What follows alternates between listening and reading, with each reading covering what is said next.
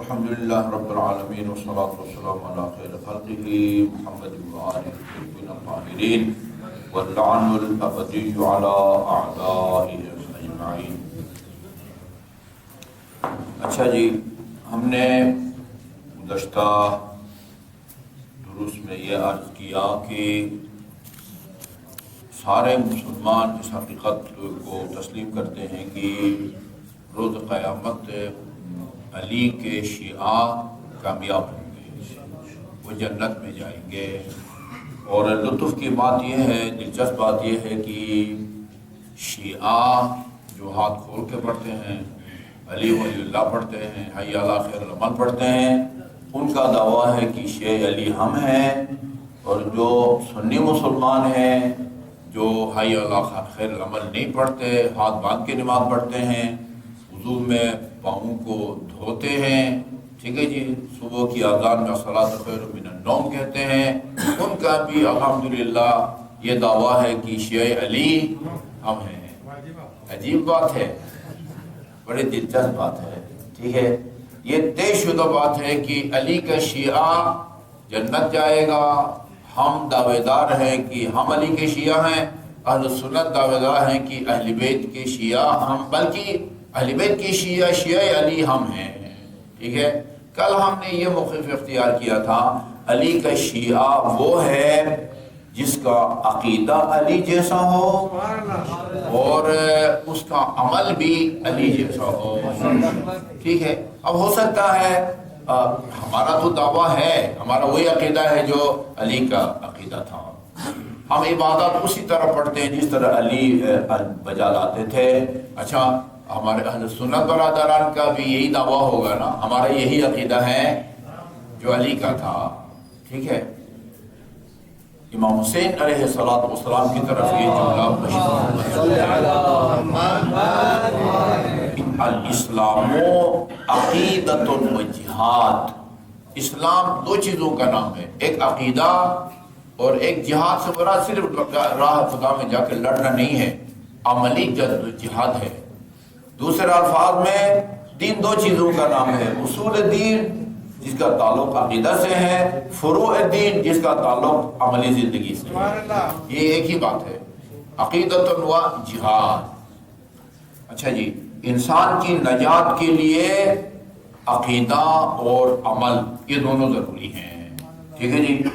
جن کا یہ خیال ہے کہ عمل ٹھیک ہو، عقیدہ بے شک غلط ہو، وہ بھی غلطی پر ہیں۔ جن کا یہ عقیدہ ہے کہ اگر عقیدہ ٹھیک ہے تو بس نجات ملے گی، عمل چاہے کچھ بھی ہو، یہ بھی غلط ہے، ٹھیک ہے جی، یہ بھی غلط ہے۔ اچھا، دونوں ضروری ہیں، لیکن جتنا حساس اور نازک عقیدہ ہے اتنا عمل نہیں ہے۔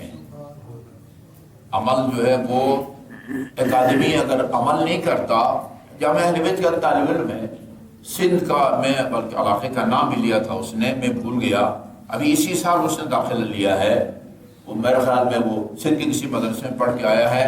کہا کہ آقا صاحب، میرے والد صاحب میرے دادا کی زندگی بھر کی نمازیں پڑھانا چاہتے ہیں، اور کوئی مولانا بتائیں کون پڑھے گا۔ میں نے انہیں کہا کہ وہ کتنے سال کی عمر میں وہ فوت ہوئے ہیں؟ کہا 70 سال کی عمر فوت ہوئے ہیں۔ پھر میں نے کہا آپ کے وہ جو والد ہیں وہ بڑے بیٹے ہیں والد صاحب کے؟ نہیں، کہا وہ ہمارا وہ تو جو ہے نا وہ تایا تو وہ فوت ہو گیا ہے، جو بڑا بیٹا تھا ہمارے دادا کا، لیکن میرے والد صاحب پڑھانا چاہتے ہیں۔ ظاہر ہے وہ جس طرح بڑے بیٹا کا باپ تھا اسی طرح وہ چھوٹے کا بھی ہے، بیٹیوں کا بھی باپ ہے۔ سب بیٹوں اور بیٹیوں کا دل چاہتا ہے کہ ان کو نجات ملے۔ کوئی بیٹے بیٹی یہ نہیں وہ چاہتا کہ ہمارے باپ کو سزا ملے یا نعوذ باللہ وہ جہنم میں جائے، پڑھانا چاہتا ہے۔ 70 سال کی عمر فوت ہوا ہے، اچھا جی 70 سے 15 نکالو، 55 سال کی نمازیں، 55 سال نماز نہیں پڑھی اس نے۔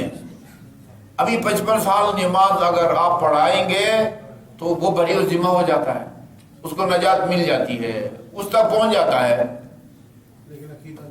ہاں، پتہ نہیں کس ذریعے سے ادھر دور دراز دوسرے ممالک میں جو ڈاک پہنچاتا اس کو DHL کہتے ہیں نا.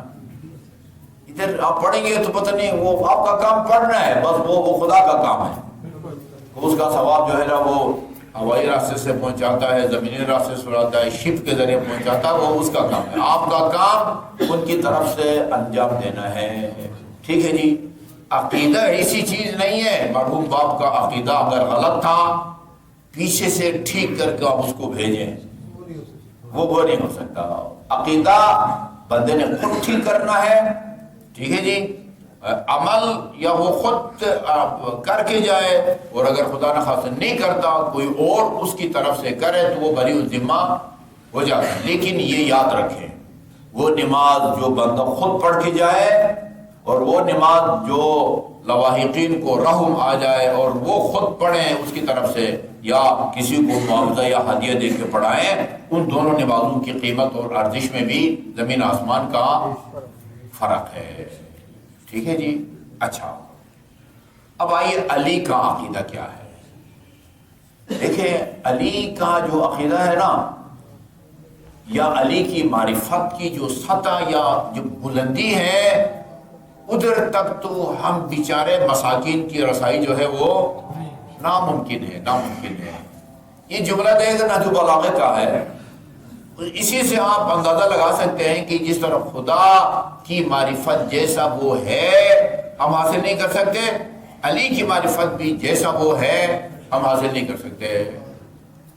یہ فرماتے ہیں کہ یہ کئی دفعہ یہ میں نے دہرایا ہے، یہ چیزیں جنہیں تم اپنی آنکھوں سے دیکھ رہے ہو نا، ادھر دیوار ہم اپنی آنکھوں سے دیکھ رہے ہیں، میں آپ کو دیکھ رہا ہوں، آپ مجھے دیکھ رہے ہیں نا،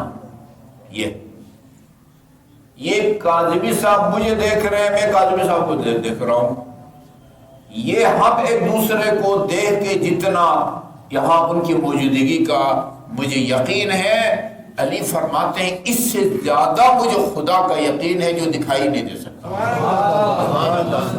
سوچ سکتے ہیں آپ اس مقام کا متصور کر سکتے ہیں؟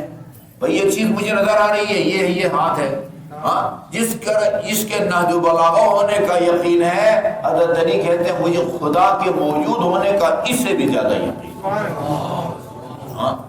امام حسین نے دعائے عرفہ میں ہے الغیرک من الظہور ما لیس لک.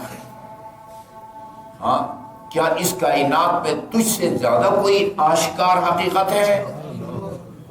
اس کا مطلب یہ ہے کہ نہیں ہے، یعنی سب سے زیادہ آشکار وہ اللہ تعالیٰ کی حقیقت ہے. کیا کمال کر دیا ہے اس شاعر نے نا. کاش کہ مجھے اس شاعر کا نام معلوم ہوتا، اسلام آباد میں اس کی قبر ہو جا کے فاتحہ بھی پڑھوں. بعض اوقات ایک چیز بہت زیادہ آشکار ہونے کی وجہ سے مخفی لگتی ہے. بات سمجھ گئی نا؟ بعض اوقات ایک چیز بہت زیادہ آشکار ہونے کی وجہ سے مخفی لگتی ہے. اچھا، اس نے کیا کہا ہے؟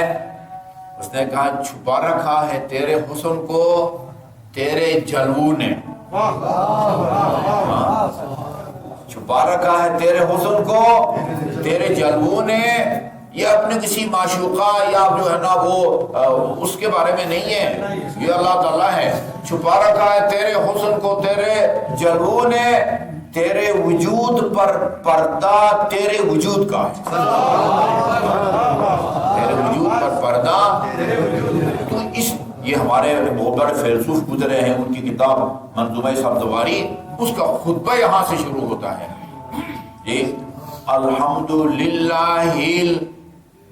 الحمدللہ الباطن فی ظہورہ. تمام تعریفیں اس خدا کے لیے ہیں جو اس لیے پوشیدہ لگتا ہے کہ وہ بہت زیادہ آشکار ہے. یہ حقیقت جو ہے نا وہ اس کے اندر موجود ہے. ٹھیک ہے. اچھا، وہ اس منزل تک تو ہم نہیں پہنچ سکتے. ٹھیک ہے. جو ہمارے بس میں ہے اس کی راہ میں اللہ نے کوئی پردہ حائل نہیں کیا. آئیے یہ نہج بلاغہ کا خطبہ نمبر 50 ہے. مفتی صاحب کا جو ترجمہ ہے اس کی ترتیب کے مطابق خطبہ نمبر الحمدللہ الذی بطنا خفیات الامور. بہت توجہ سے سنیے. تمام ہم اس کے لیے ہے جو چھپی ہوئی چیزوں کی گہرائیوں میں اترا ہوا ہے. تمام تعریفیں اس خدا کے لیے ہے جو چھپی ہوئی چیزوں کی گہرائی میں اترا ہوا ہے، وَدَلَّتْ عَلَيْهِ أَعْلَامُ الظُّهُورِ، اس کے ظاہر اور حویدہ ہونے کی نشانیاں اس کے وجود کا پتہ دیتی ہیں۔ وجود کا مطلب یہ جسم اور بدن نہیں ہے، کل میں نے وضاحت کی ہے، یعنی موجود ہونا، ہستی، ہستی یعنی اس کا موجود ہونا۔ کیا کہتے ہیں ہستی کو انگلش میں؟ ہستی یار اتنی دیر نہیں لگنی چاہیے، اتنے بڑے سائنٹسٹ بیٹھے ہیں، پتہ نہیں ہونا، بھائی ہونا، موجود ہونا، کون؟ اچھا جی، اور جی ہاں، اور نشان اس کو پتہ دیتی ہے۔ یہ کل ہم نے کہا تھا اللہ تعالیٰ دکھائی نہیں دے سکتا۔ خاتون جنت علیہ السلام اور امیر المومنین دونوں کے الفاظ تعبیریں ایک جیسی ہیں۔ کل کیا سنا تھا؟ بی بی کا الممتنع علی الابصار الرؤیت، ان آنکھوں سے خدا کا دکھائی دینا ممتنع ہے، اسی طرح ممتنع ہے جس طرح ایک وقت میں وجود اور عدم جمع نہیں ہو سکتے، یعنی اتنے بجے 1:15 بجے یہاں ہم موجود بھی نہ ہوں نہ بھی ہوں، یہ ممتنع ہے، محال ہے۔ اسی طرح علی اور خاتون جنت فرماتی ہیں اللہ کا دکھائی دینا بھی محال ہے، محال ہے، ممتنع ہے۔ جو ممتنع ہے وہ دنیا میں بھی ممتنع ہے اور آخرت میں بھی ممتنع ہے۔ ایسا نہیں کہ جو دنیا میں ممتنع ہے وہ آخرت میں وجود اور عدم جو ہے نا وہ جمع ہو جائیں۔ فرمایا کہ وَامْتَنَعَ عَلَىٰ عَيْنِ الْبَصِيرِ، گو وہ دیکھنے والے کی آنکھ سے، گو دیکھنے والے کی آنکھ سے وہ نظر نہیں آتا، پھر بھی نہ دیکھنے والی آنکھ اس کا انکار نہیں کر سکتی، پھر بھی اس کو نہ دیکھنے والی آنکھ انکار نہیں کر سکتی، اور جس نے اس کا اقرار کیا اس کا دل اس کی حقیقت کو نہیں پا سکتا۔ جو اقرار کرتے ہیں وہ بھی اس کی حقیقت کو کیوں نہیں پا سکتا؟ وہ لامحدود ہے، وہ دل کسی کا بھی ہو محدود ہے، عقل کا دائرہ کار محدود ہے، دل کا دائرہ کار محدود ہے، اور اللہ تعالیٰ جو ہے وہ لامحدود ہے۔ اچھا جی، سبق فی العلو فلا شیء اعلی منہ، وہ اتنا بلند و برتر ہے کہ کوئی چیز اس سے بلندتر نہیں ہو سکتی۔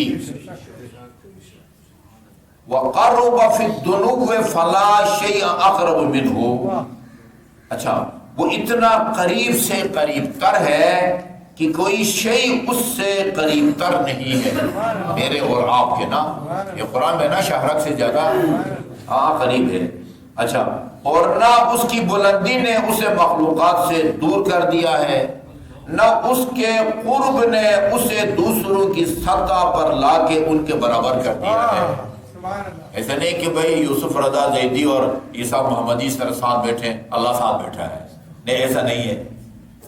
قریب ہونے کے باوجود اس طرح قریب نہیں جس طرح وہ آپ دونوں قریب بیٹھے ہیں۔ اچھا جی، اس کی بلندی اسے مخلوقات سے دور، اس کی بلندی نے اسے مخلوقات سے دور کر دیا ہے، نہ اس کے قرب نے اسے دوسروں کی سطح پر لا ان کے برابر کر دیا ہے۔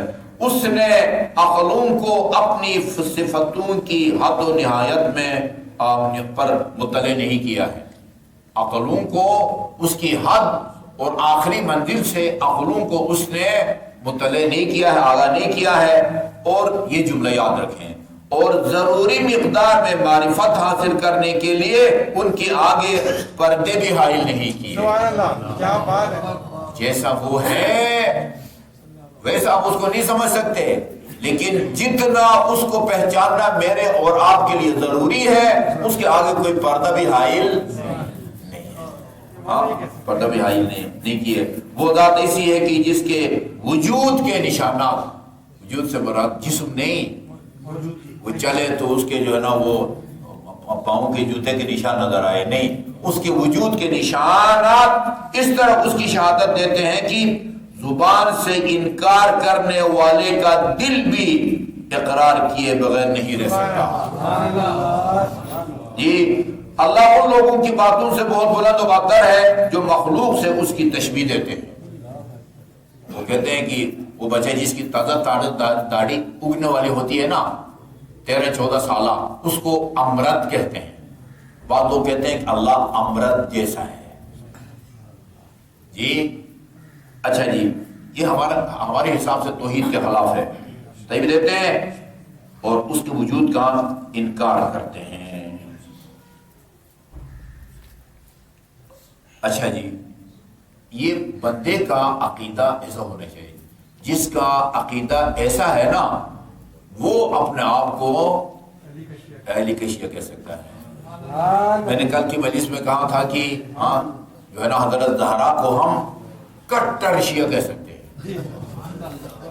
ٹھیک ہے، اسی عقیدے میں جو الفاظ امیر المومنین نے استعمال کیے ہیں اللہ تعالیٰ کی دکھائی دینے کے بارے میں، وہی الفاظ خاتون جنت نے بھی استعمال کیے ہیں. ہاں ادھر بھی امتنع الممتنع علی الابصار رؤیتہ.